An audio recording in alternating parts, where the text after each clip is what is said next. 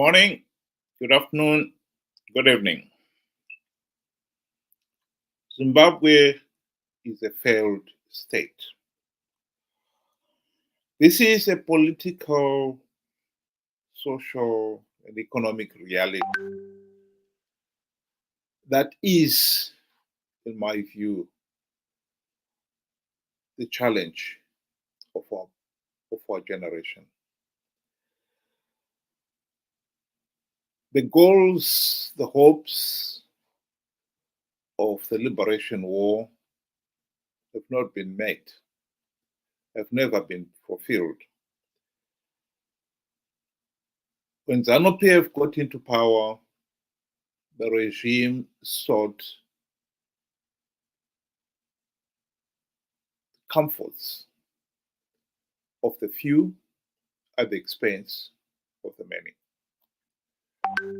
It is shocking that the regime continues to preach of how the party has achieved those goals of the revolution. Even 44 years after independence, when it is abundantly clear that those revolutionary principles and values were long forgotten. Here is a speech that the Minister of Finance and Economic Planning, Professor Mthuli Ncube, gave recently to war veterans.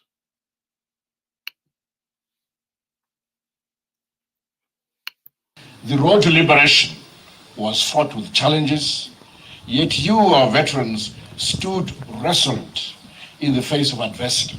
Your courage knew no bounds as you fought tirelessly for the ideals of freedom, justice, and equality. You endured unimaginable hardships, sacrificing your own comfort, your safety, for the greater good of our nation, serving as a beacon of hope and inspiration for generations to come. It is thanks to you, your sacrifices, that we stand here today in a free and democratic Zimbabwe. It is our duty as a government and as a society to ensure that the needs of our veterans are met with the utmost care and respect. We owe you a debt of gratitude that can never be fully repaid, but we can strive to provide the support and assistance you deserve. To honor your sacrifice, the government will continue to support your welfare and empowerment initiatives to enhance your livelihoods. And my ministry, Ministry of Finance, Economic Development, and Investment Promotion, will play its role in making sure you have adequate resources and support towards your welfare. And I'm aware that a financial institution is being created so that all veterans have their own bank, for example, so it can be easy for you to borrow and pursue your own personal projects. Together, let us forge ahead with determination and resolve, guided by the principles of freedom and justice and unity. Ngiyabonga, tinotenda. Thank you very much. What is so disappointing here, of course, is that 44 years after independence, the country is in a real serious economic mess. While the war veterans may not feel the political repression by the regime, but they are certainly feeling the economic consequences of the country's economic meltdown. There cannot be any denying it.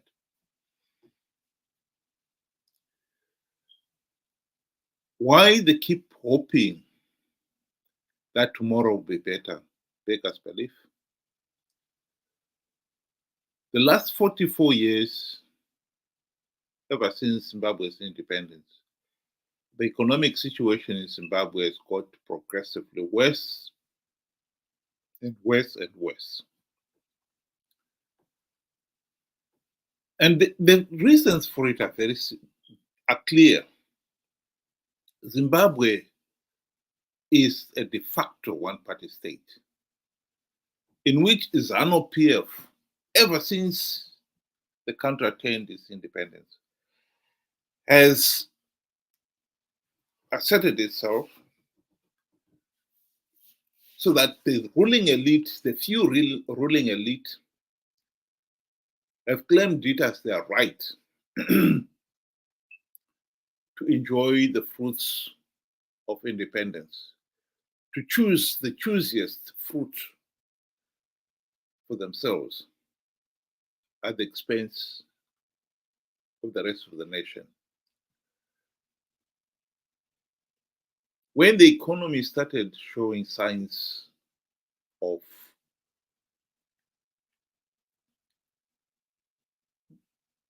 collapsing, that is in the late 1980s,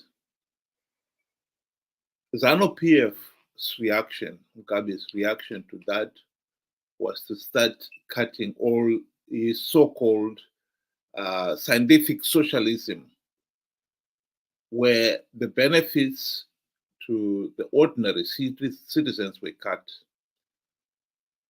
The free education and free health care and the generous salaries of the 1980s, where on every May Day, Mugabe used to give his long speech, 2 hours plus, which always culminated with him announcing wage increases across the board. It wasn't the employer who announced those, or were they consulted? Zanu PF announced them. And when the employers tried to react and increase the prices of whatever they were producing,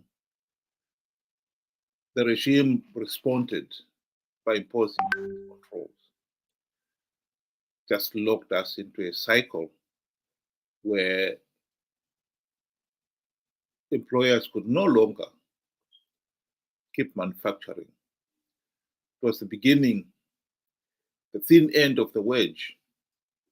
The economy started showing signs of hardship. There were shortages.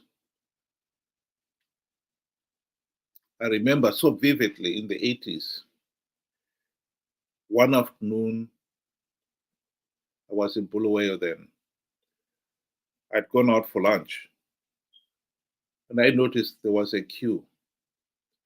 Shortages were a common thing that time.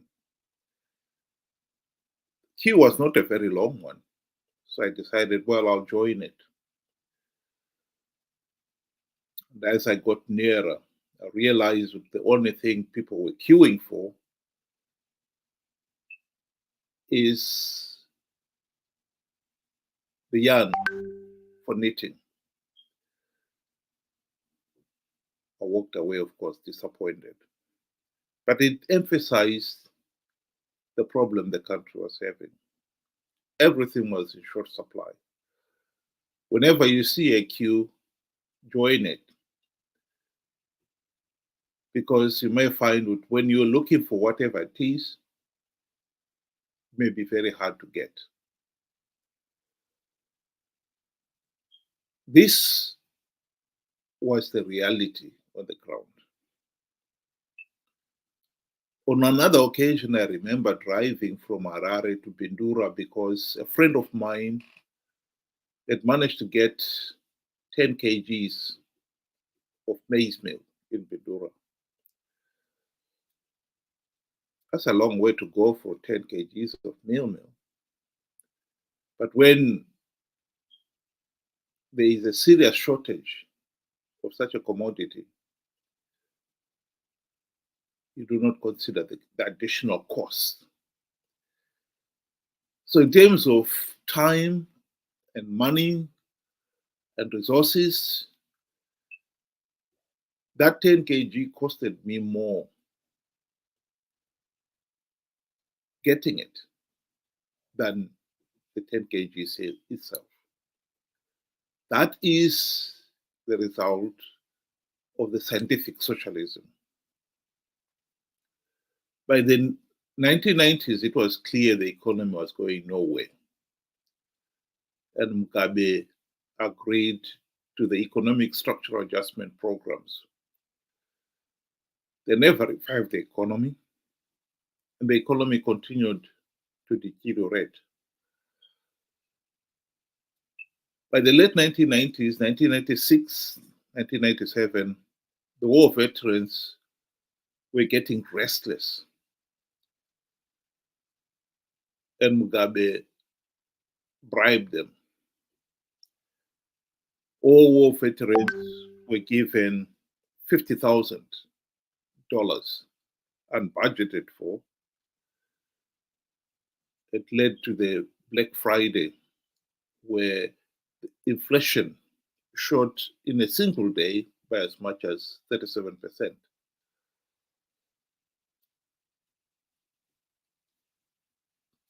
By the time most of the war veterans got the 50,000,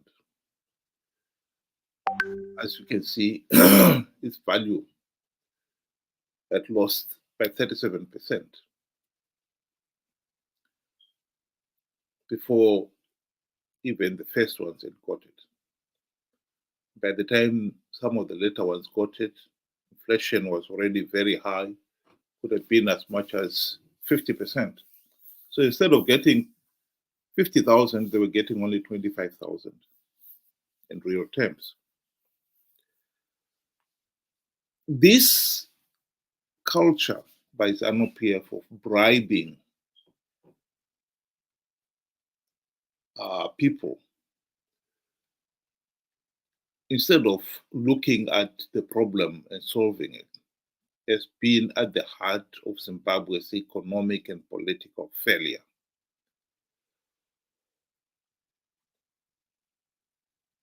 The war veterans believed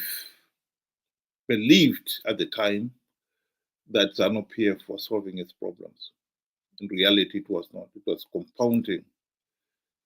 Yes, as an individual, even if you got 25,000, it was some money. Don't say no to that. But at the end of the day, it only sowed the seed of the economic meltdown. Because the economy, ever since that Black Friday, has never really recovered.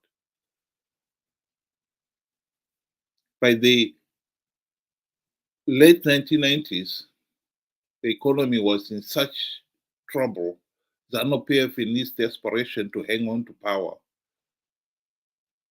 turned to something else. This is when the regime started the seizure of white-owned farms. Most of those were given to the ruling elite and their cronies. A few war veterans got some pieces of land.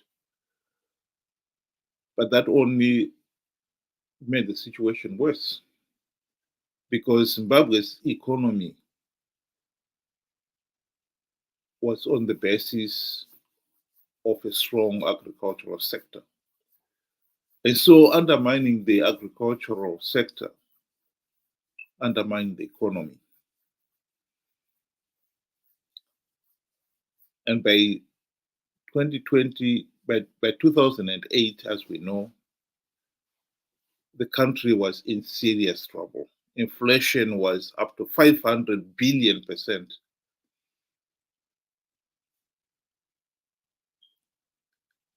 Everyone felt the downstream effects of the collapsed economy. The war veterans were not spared of it. And they started agitating. And the regime will come up with all manner of benefits, which will be publicized, make a big song and dance about it. But at the end of the day, the economic situation has never improved. The truth of the matter is, the war veterans cannot be doing well when the rest of the country is doing badly. It's bad enough for the few ruling elite who are benefiting from the looting. But even they can buy their Porsche cars, build their mansions, but at the end of the day, they too have got to drive the same roads like everybody else. We just only spare them to loot even more, and that's dragging the whole nation even deeper into the economic abyss. And as for the war veterans, they have had to suffer the consequences of the economic meltdown that the rest of us, ordinary mortals, have had to suffer. It is a pity that in the 2008 elections, the war veterans played a key role in the wanton violence that followed those elections. And ever since, the war veterans have, or many of them have, supported the regime on the belief that the regime would pay so that they can live a decent life. The truth of the matter is, as long as Zimbabwe remains a pariah state, ruled by corrupt, incompetent, and vote-rigging thugs, the country's economy will never recover. So the promises that the Minister of Finance is giving here, these are just another empty promise. No different from the regime's vision 2030 that it keeps telling the ordinary Zimbabwean. Vision 2030 is that the whole country will become an upper middle income nation. And we are 6 years away from that. And meanwhile, the situation is getting progressively worse. How anyone can possibly imagine that the country will become an upper middle income when we do not have roads, our hospitals are in a dilapidated state, our education system has all but collapsed. Basic services like clean water, electricity, a thing of the past. Beggars belief, but there we are. I think the people of Zimbabwe have got to wake up and say, no, the system has failed. We should correct the system.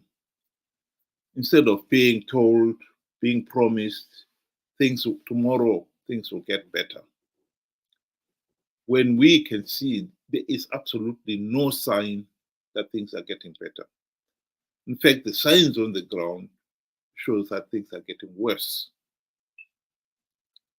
By blatantly rigging last year's election, Zanu PF confirmed that Zimbabwe is still a state. Even SADC, the AU election observers, condemned those elections. And yet we want to believe what the minister is telling us here,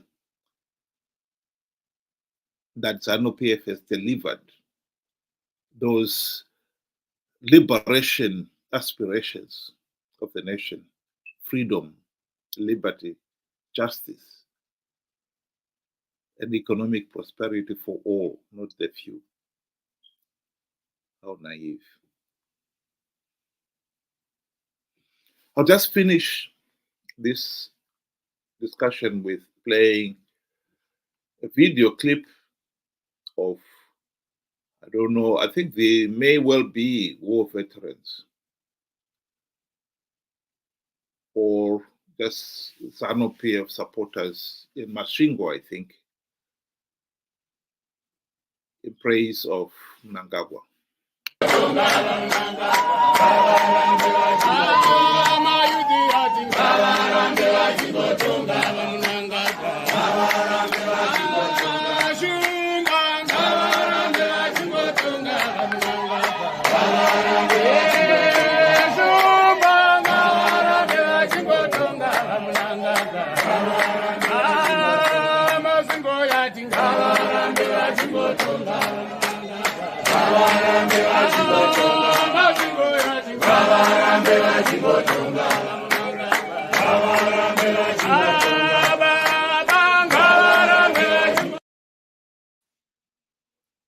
While the singers, they are saying that Mnangagwa should continue ruling.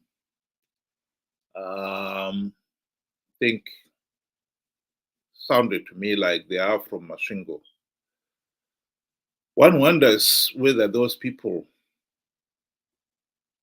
accept or realize that Mnangagwa and Zanu PF rigged last year's elections. So are they therefore then saying that Mnangagwa and Zanu PF should continue rigging elections? Because that's the only way that he has managed to stay in power. Zanu PF has managed to stay in power all these last 44 years. And as long as Zimbabwe continues to be a pariah state,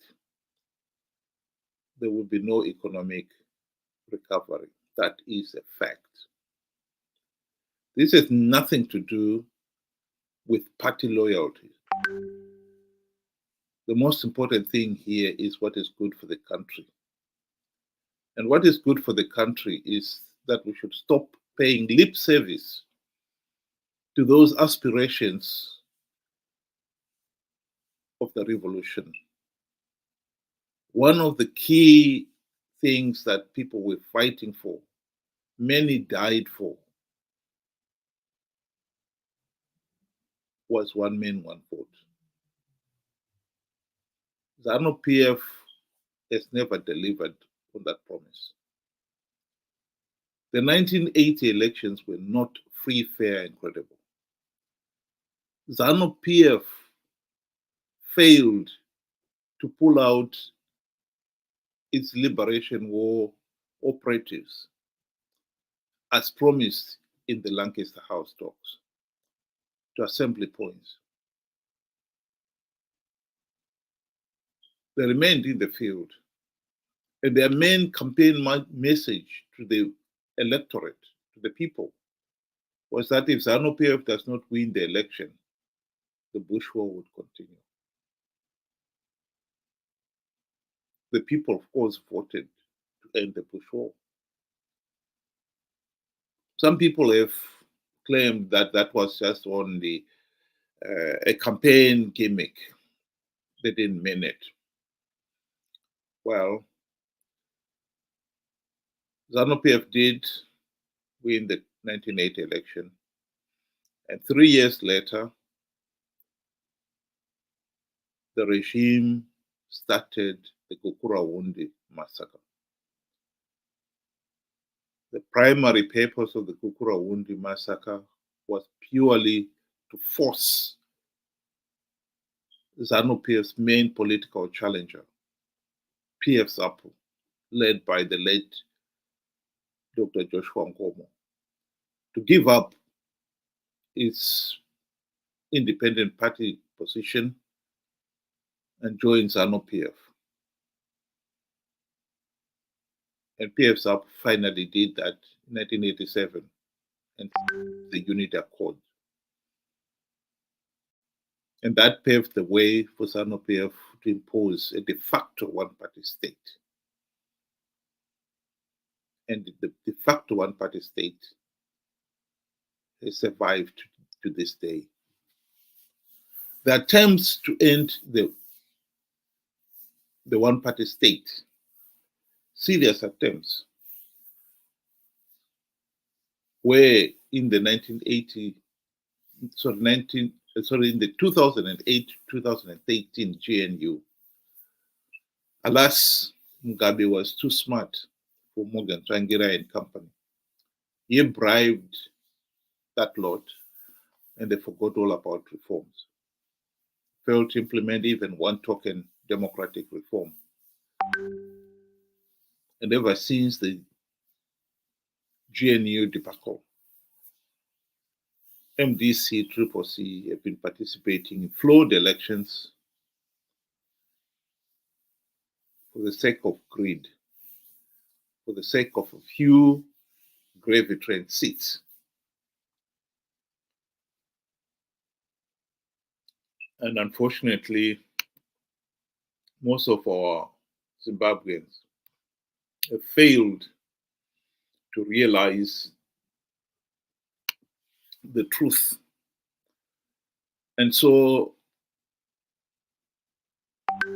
they've been conned by MDC, CCC to participate in these flawed elections, only to give Zanu PF legitimacy, and the MDC, CCC leaders, they got their reward of the few gravy train seats, and meanwhile, the ordinary citizen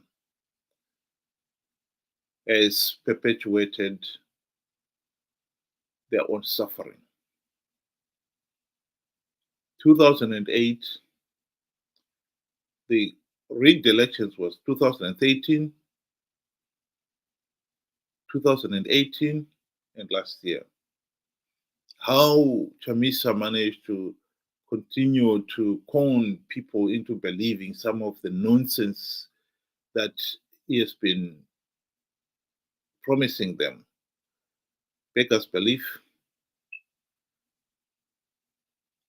Last year, people participated in those elections, disregarding the warning that participating in these flawed elections will give Zanu PF legitimacy, because they believed Chamisa when he said that CCC was going to win big because Chamisa had plugged all the vote rigging loopholes. The funny part of it is, even now, when it's clear that he was lying, many people still believe Chamisa. They still want to follow him blindly. We're looking at the 2028 elections, and as things stand, there's no chance that any meaningful reforms will be implemented. But that has not slowed down the Chamisa Chete bandwagon. They still want to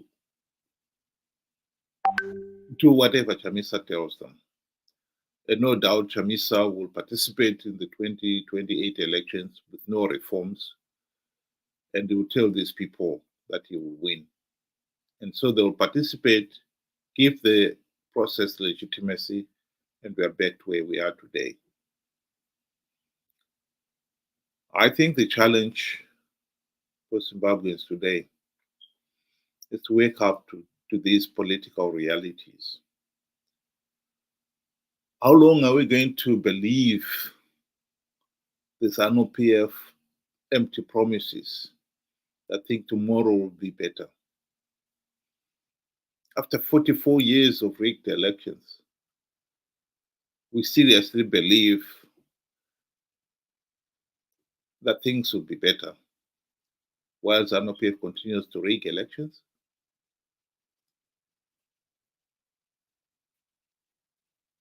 At the moment, Zanu PF have found the ideal opposition partners in Chamisa and company. They are willing to pretend that they are doing something about the regime, changing the politics on the ground, when in reality they are not. Chamisa and company have given up on implementing democratic reforms so that Zimbabwe can have free, fair, and credible elections. What they are promising their supporters is that they can win rigged elections. And some of the so-called strategies of winning rigged elections are so pathetic, it's laughable that anyone should believe such nonsense. And yet millions have continued to believe such nonsense. The prospect of Zimbabwe having another rigged election in 2028 is real. I repeat, the prospect of Zimbabwe having another rigged election in 2028 is real. It's unbelievable that we are looking at a situation here where 44 years after independence, Zimbabwe is still failing to hold free, fair, and credible elections. And it is that key that will get us out of this economic mess.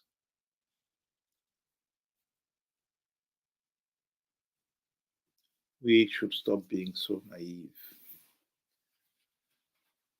That is my message to the people of Zimbabwe.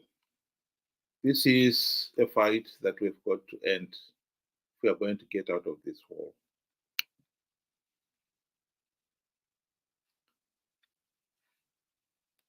I'll just show some comments from